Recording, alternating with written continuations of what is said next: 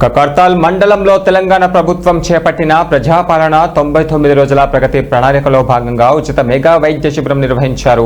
మండల కేంద్రంలోని ఆరోగ్య కేంద్రం వద్ద ఏర్పాటు చేసిన ఈ శిబిరాన్ని కల్వకుర్తి ఎమ్మెల్యే కసిరెడ్డి నారాయణ రెడ్డి ప్రారంభించారు. ముఖ్యమంత్రి రేవంత్ రెడ్డి ఆరోగ్యంపై ప్రత్యేక దృష్టి పెట్టాలన్న ఆదేశాల మేరకు రాష్ట్ర వ్యాప్తంగా మెగా వైద్య శిబిరాలు ఏర్పాటు చేసి ప్రజలకు ఒకే చోట అన్ని రకాల వైద్య సేవలు అందిస్తున్నట్లుగా అధికారులు తెలిపారు. ఈ శిబిరంలో నిపుణులైన ప్రభుత్వ వైద్యులు రోగులను పరీక్షించి అవసరమైన మందులు అందిస్తున్నారు. ఈ ఉచిత వైద్య శిబిరానికి పెద్ద సంఖ్యలో ప్రజలు హాజరై చికిత్స పొందుతున్నారు. ఎమ్మెల్యే కసిరెడ్డి నారాయణ రెడ్డి స్వయంగా రోగుల వద్దకు వెళ్లి వారి ఆరోగ్య పరిస్థితిని తెలుసుకుని ధైర్యం చెప్పారు. ఈ సందర్భంగా ఎమ్మెల్యే మాట్లాడారు. ప్రజాపాలన ప్రగతి ప్రణాళిక కార్యాచరణ కార్యక్రమానికి ప్రజల నుంచి అపూర్వ స్పందన వస్తుందన్నారు.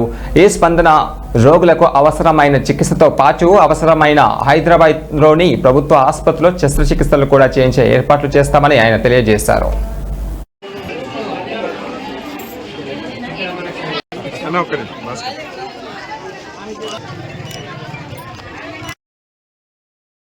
గ్రామంలో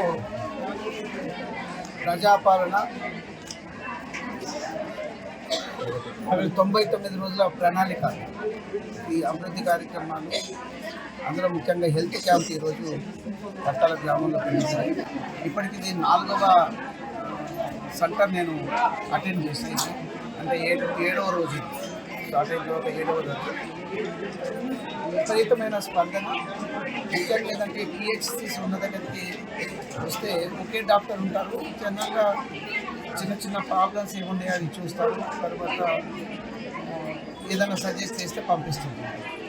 కానీ ఈ క్యాంపులు ఏంటంటే అన్ని డిపార్ట్మెంట్కి సంబంధించినటువంటి స్పెషలిస్ట్ అందరూ డాక్టర్స్ ఇక్కడికి వచ్చి ఈ క్యాంపు ఏర్పాటు చేయడం నుంచి అందరి కళ్ళు కానీ మోకాలు నొప్పులు కానీ రక్త పరీక్షలు కానీ ఇది ఎలాంటి ఇబ్బందులు ఉన్నా కూడా అవన్నీ చూడడానికి ఐడెంటిఫై చేసి నిజంగా వాళ్ళకి సర్జరీ అవసరం ఉన్న సర్జరీ చేస్తున్నారు ప్రభుత్వం ద్వారా.